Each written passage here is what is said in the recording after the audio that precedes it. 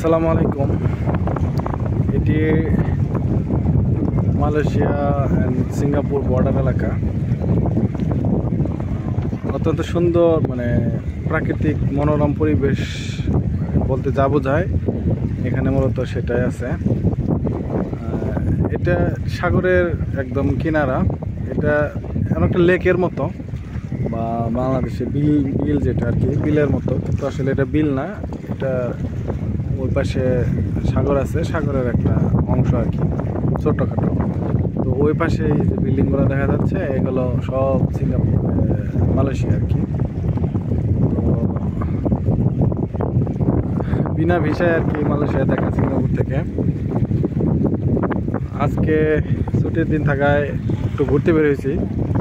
আসলে আমরা যারা কাজ করি প্রবাসে, তাদের কাজই ভালো লাগে। কাজ ছাড়া আসলে মনে হয় না কোনো কিছু। পরিবার দেশ ছেড়ে বাইরে এসে শুয়ে থাকতে বা শুয়ে বসে থাকতে ভালো লাগে না। যে কারণে সবাই ছুটির দিনে, সবার সুযোগ হয় না। এখানে একটু পরিবেশ আছে, যে কারণে সুযোগ আছে, পরিবেশ আছে, যে কারণে অনেক প্রবাসী এখানে আসে আর কি বেড়াতে।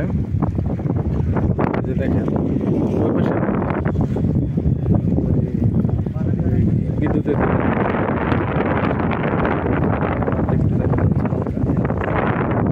বাংলাদেশে যমুনা নদীর মতোই, কিন্তু ওটা একটা নদীর সাথে সংযুক্ত, আর এটা সাগরের সাথে সংযুক্ত।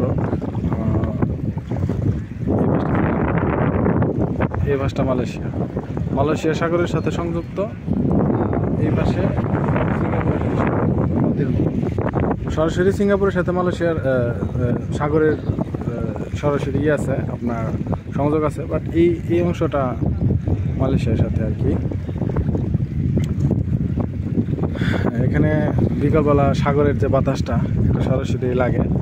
আর এখানে আর একটা মজার বিষয় আছে, সেটা হচ্ছে সিঙ্গাপুরে আসলে উচ্চস্বরে আজান দেওয়া নিষেধ। মসজিদের ভিতরেই যতটুকু জুড়ে দেওয়া যায়, মসজিদের ঠিক এই 100 হাত 200 হাত দূর থেকে একটু শোনা যায়। বাংলাদেশে যেমন মসজিদের মাইক থেকে সুউচ্চ স্বরে সুমধুর কণ্ঠে আজান, শত শত মসজিদ থেকে একবারে যখন আজান হয়, এটা আসলে কীরকম একটা ফিলিংস, এটা বলে বোঝানো অসম্ভব। কিন্তু সিঙ্গাপুরে এই সুযোগটা নাই, কারণ সিঙ্গাপুরে 14% মতো মুসলমান, আর হিন্দু আছে, বৌদ্ধ আছে, খ্রিস্টান, নাস্তিকও আছে আর কি। তো যে কারণে এখানে সব ধর্মের প্রতি সম্মান, সবাই সকল ধর্ম স্বাধীনভাবে পালন করতে পারে। এখানে কেউ কাউকে কোনো বাধা দেয় না বা জোর জবরদস্তি করে না। তবে উচ্চস্বরে এখানে শুধু আজান না, কোনো কিছু উচ্চস্বরে বাজানো সম্পূর্ণ নিষেধ। সাধারণ মানুষ নিরিবিলি রাখতে যা করা দরকার সাধারণ মানুষকে, সিঙ্গাপুর সরকার সেটাই করে আর কি। যদিও আমরা যারা মুসলমান, আমাদের কাছে তো আসলে আজানের ধ্বনিটা খুবই মধুর, কিন্তু এখানে যেহেতু অনেক অন্য ধর্মের মানুষ আছে, যে কারণে এখানে এই নিয়ম। আর এখানে যে এই আজানে যে কথাটা বলার কারণ, সেটা হচ্ছে যে এখানে আপনার আসলে মালয়েশিয়ার যে আজান, বিভিন্ন মসজিদ, ওই যে আপনার, আমি একটু জুম করি, এটা সম্ভবত একটা মসজিদ, মালয়েশিয়ার একটা মসজিদ, মিনার দেখা যাচ্ছে। তো এখানে আজান হলে, বা আরও ভিতর সাইডে বিভিন্ন মসজিদ আছে হয়তো, বা বেশ কয়েকটি মসজিদের আজান এখান থেকে, সিঙ্গাপুর থেকে শোনা যায় আর কি। এটা খুব ভালো লাগে। বাংলাদেশে যখন ফোন করি মাঝে মধ্যে বাড়িতে পরিবারের সাথে কথা বলার জন্য, তখন দেখা যায় যে অনেক সময় মসজিদে আজান দেয়, কথা বলার সময় মসজিদের আজানগুলো শুনতে পাই।